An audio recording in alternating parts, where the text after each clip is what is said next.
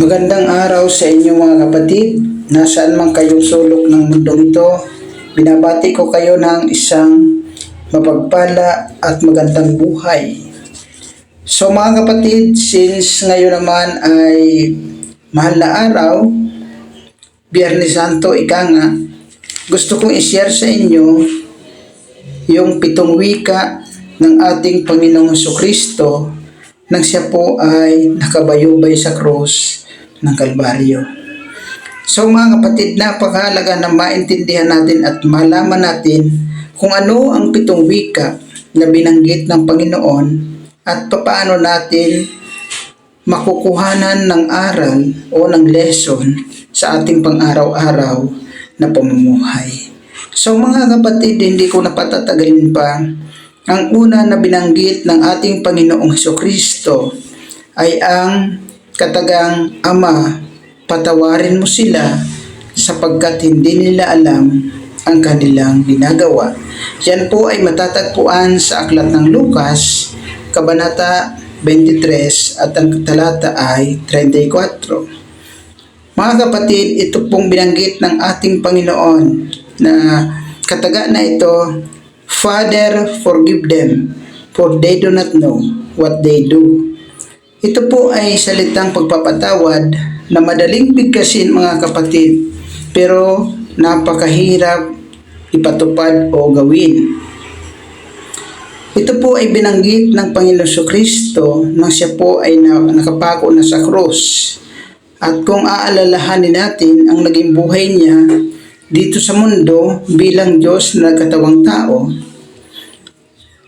ito po ay napakasakit na pangyayari sa kanyang buhay dahil sa kabila po ng kanyang napakagandang ginawa dito sa lupa. Siya po ay nagpakain sa libo-libo katao. Siya po ay nagpalayas ng masasamang espiritu. Siya po ay bumuhay ng mga patay. Siya po ay gumawa ng iba't ibang uri ng himala.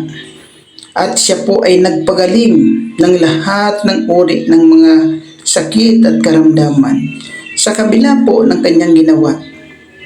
Ito po ang ganti ng mga tao sa kanya, lalo na ng mga tagapagturo ng kautusan, ang mga Pariseo at mga Saduseo, na mas pinili ng mga tao na isigaw na ipako siya sa krus. Napakasakit dahil sa tagpong iyon, ang Panginoon Jesucristo ay nagkatawang tao. Ibig sabihin, nararanasan niya po ang lahat ng sakit, sama ng loob na kanya pong naririnig sa mga tao, sa kabila po ng kanyang magandang mga ginawa sa kanila. Pero ang mensahe ng Panginoon ay mensahe ng pagpapatawad. Kailangan matuto rin tayong magpatawad sa ating kapwa. Alalahanin po natin ang sinabi ng Panginoon Jesucristo sa Aklat ng Mateo, Kabanata 6 at ang talata po ay 14.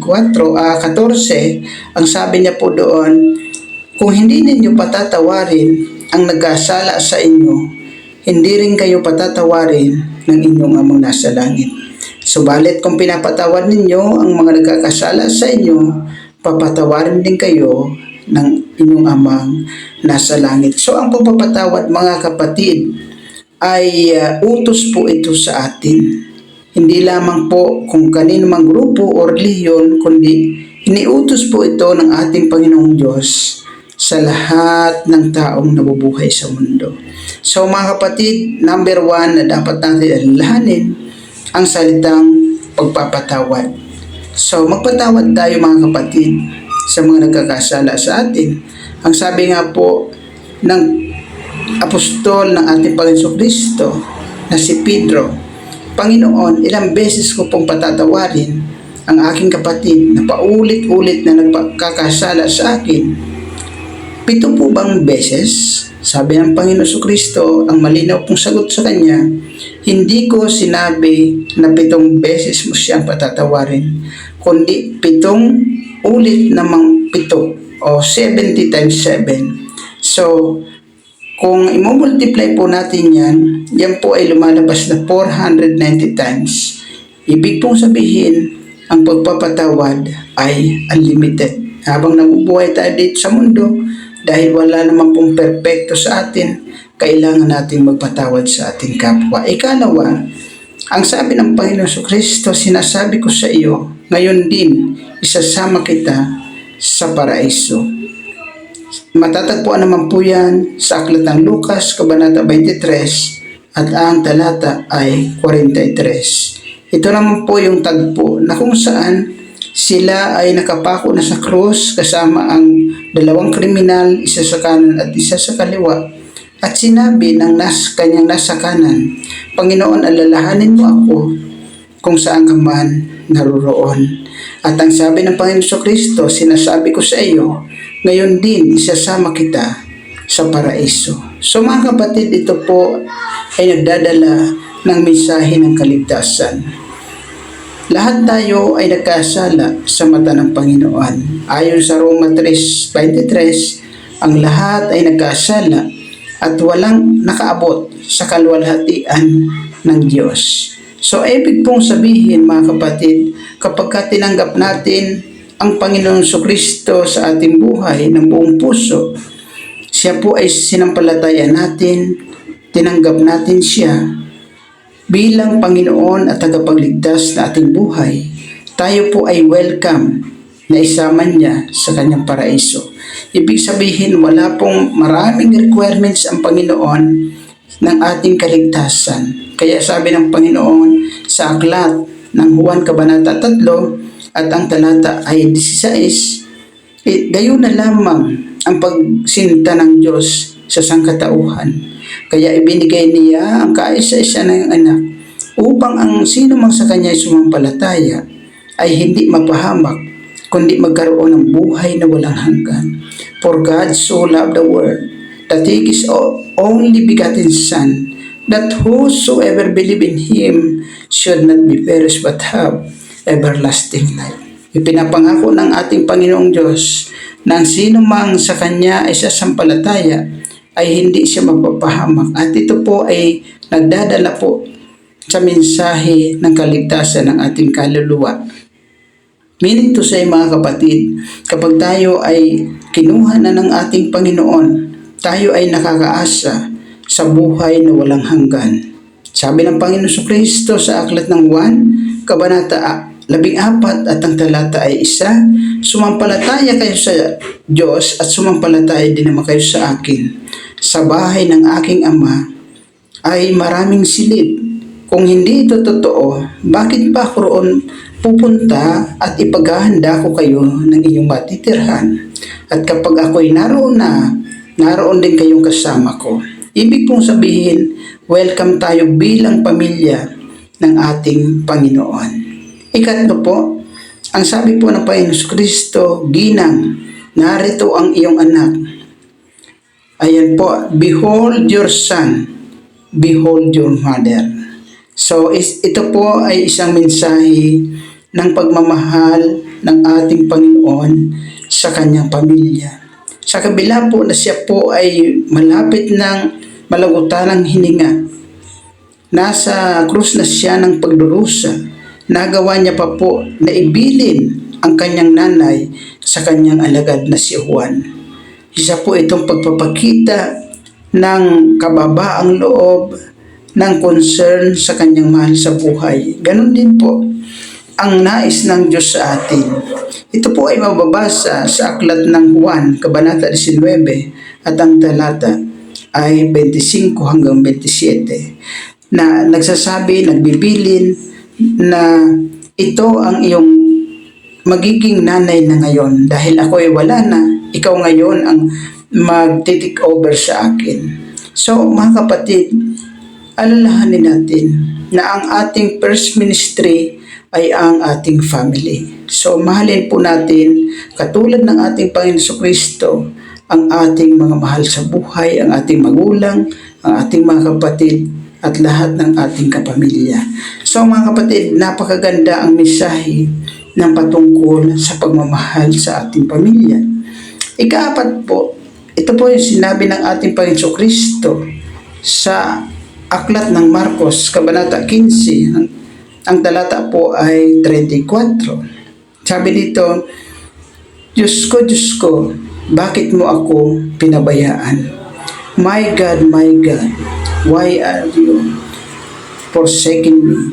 So ito po ay isang pagpapatunay ng ating Panginoon Kristo sa panahon ng pagampan ng kanyang misyon na iligtas ang sangkatauhan laban sa kasalanan. Ito po ay naranasan ng ating Panginoon Kristo na mawalay sa kanyang Ama, sa Diyos Ama. Dahil po ito sa daladala ng ating Panginoon Kristo ang bigat ng kasalanan ng buong sangkatauhan. Kaya po malinaw dito mga kapatid na ang kasalanan ay hindi po pwedeng magsama sa kabanalan ng ating Panginoong Diyos. At ito po ang sinabi ng aklat ng Henesis, Kabanata 3 at 15, na sa binhi o sa lahi ng babaeng ito ay magkakaroon ng lahi na dudurog sa ulo mo na tumutukoy kay Satanas, at ito naman walang iba kundi ang ating Panginoong Kristo. Naranasan po ng ating Panginoong Kristo ang mawalay si presensya ng kanyang Ama. Kaya nasabi niya, my God, why have you forsaken me? Bakit mo ako pinabayaan? Pero mga kapatid, tandaan natin, ang pagkahiwalay ng Panginoon sa presensya ng Diyos Ama, yun po ay dahil sa bigat ng kasalanan na dala-dala ng ating Panginoon Kristo. Bagamat hindi po siya ang nagkasala, siya po ang nagbayad ng ating mga kasalanan. So mga kapatid, napakagandang mensahe ng iisipin natin mga kapatid na ang Panginoon Kristo sa panahong ginagampanan niya ang kanyang tungkulin, siya ay ganap na tao. Ikalima mga kapatid, ang sinabi ng Panginoon Kristo, nauuhaw ako. Nakita dito natin mga kapatid uli ang pagiging taong-tao ng ating Panginoong Kristo. Wala po siya sa likas na kanyang kalikasan na Diyos. Dito po ay gumanap siya sa kanyang tungkulin bilang 100% na tao, mga kapatid. So, nakaranas po siya ng kauhawan sa kanyang pisikal na katawan, at habang siya po ay nahihirapan sa krus ng Kalbaryo, siya po ay nakaranas na mga ilangan ng tubig sa kanyang pisikal na katawan. Pero mababasa natin yon mga kapatid sa aklat ng Juan, Kabanata 19 at ang talata ay 28. Nagpapahiwatig dito mga kapatid na ang sakit, ang hirap na dinanas ng ating Panginoon para sa ating kaligtasan ay talagang na masasabi natin napakatindi ng kanyang pinagdaanan. So nauuhaw ako, ito po ang kanyang sabi. At tinugon naman siya ng mga sundalong Romano na sa halip na siya po ay painumin ng tubig, siya po ay pinainom na isang alak o maasim na suka. Ito po ang tugon na binigay sa kanya ng mga sundalong Romano. Ang sabi ng iba, ito po ay ginawa ng sundalong Romano para maibsan daw po yung kirot at sakit na nararamdaman ng ating Panginoon Kristo sa mga pako, sa mga sugat na tinamon niya sa kanyang katawan. So mga kapatid, nauuhaw ako pagpapakita ng Panginoon Kristo sa paggampan ng kanyang trabaho. Siya po ay 100% na tao. Dito naman mga kapatid sa pang-anim, ang sabi dito, naganap na. Ito po ay makikita naman natin sa aklat ng Juan, Kabanata 19 at ang talata ay 30. Naganap na. It is finished. Sabi ng Panginoong Kristo, tapos na. Tapos na ang aking misyon. Ito po ay nagpapakita ng katagumpayan ng misyon ng ating Panginoong Kristo para iligtas ang sangkatauhan. Naganap na. Tapos na. Wala na tayong ibang gagawin mga kapatid, kundi sampalatayanan ang ating Panginoong Kristo at paniwalaan na ang kanyang pagkapako sa krus ng Kalbaryo, ang kanyang kamatayan at ang kanyang pagkabuhay namang uli sa ikatlong araw ay nagdala sa atin sa tagumpay. Alalahanan natin sa Aklat ng Juan, Kabanata 16 at ang talata ay 33. Ang sabi po doon, "Sinasabi ko ito sa inyo upang magkaroon kayo ng kapayapaan sa pakikipag-isa ninyo sa akin. Sa mundong ito, daranas kayo ng kapighatian, subalit lakasan ninyo ang inyong loob sapagkat pagtagumpayan ko na ang sanlibutan." So mga kapatid, naganap na. Tapos na ang misyon. Mayroon na tayong tagumpay. Ang sabi nga, ang mga Kristiyano, ang mga tagasunod ng Panginoon Kristo ay itunuring na mga matagumpay na mandirigma. We are more than conqueror na mababasa natin sa Aklat ng Roma. So mga kapatid, wala na po tayong ibang gagawin kundi ang tanggapin at sampalatayanan ang ginawa ng Panginoong Kristo sa krus ng Kalbaryo. Hindi na po natin kailangan magpakahirap pa o magpapako pa sa krus. Ginawa na po yun ng ating Panginoong Kristo at yun po ay sapat na para sa atin. Hindi na po natin kailangan saktan ang ating pisikal na katawan upang tayo po ay patawarin ng ating Panginoong Diyos. Sapat na po, naganap na ang lahat ng misyon ng ating Panginoong Kristo. Nananatili po siyang tapat sa kanyang tungkulin. So, ikapito mga kapatid, sa panghuli, ang sabi po doon, "Ama, sa mga kamay mo'y pinagtatagubilin ko ang aking espiritu." Ito po mga kapatid ay mensahe ng pagiging submissive ng ating Panginoong Hesukristo. Sa simula pa, mula ng gampanan po ng ating Panginoon ang misyon patungo sa kaligtasan, siya po ay matapat sa Diyos Ama.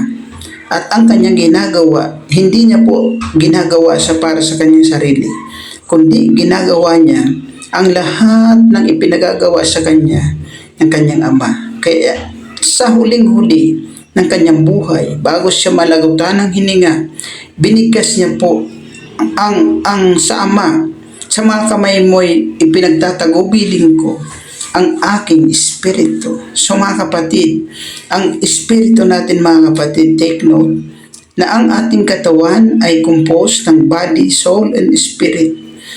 Ang ating espiritu po ay galing sa Diyos. Ito po ay hininga nung likhain ng ating Panginoong Diyos ang ating ninunong si Adan. Siya po ay hiningahan niya sa ilong at yun po ang minana natin. Nagkaroon ng buhay ang lupa na yon at naging si Adan. At sa ating panahon, yung hininga po natin na galing sa Diyos, yan po ay dapat magbalik para sa Diyos. Kaya sa anumang sitwasyon ng ating buhay, sa anumang pagkakataon ng ating buhay, anumang kalagayan ng ating buhay mga kapatid, masasabi rin natin, "Ama, sa mga kamay mo'y pinagtatagubilin ko ang aking espiritu." At ang lahat ng bagay mga kapatid, dapat itinatagubilin natin sa ating Panginoong Diyos. Maging submissive po tayo. Ang pagsunod ay napaka-importante. Sabi nga sa Aklat ng Mga Hari, obedience is greater than sacrifice. So, yung pagsunod natin sa ating Panginoon, yan po ay katibayan na tayo ay legit at tunay na tagasunod niya. Ang sabi ng Panginoon Kristo sa Aklat ng Juan, Kabanata 8, talata ay 31. Ang sabi niya, "Makikilala nila na kayo'y tunay na mga tagasunod ko kung sinusunod ninyo ang aking mga utos." So mga kapatid, sa panghuling binanggit ng ating Panginoon Kristo, ito po ay nagpapahiwatig ng pagiging submissive, pagiging masunurin sa ating Panginoong Diyos. So maraming salamat sa inyong mga kapatid sa inyong pagkikinig sa video na ito. Nawa, nagbigay ito sa atin ng kaalaman, nagbigay ito sa atin ng kaluwagan sa ating kalooban. So, binabati ko kayong muli ng Holy Friday, ngayong araw na ito. Maraming salamat muli. God bless us all.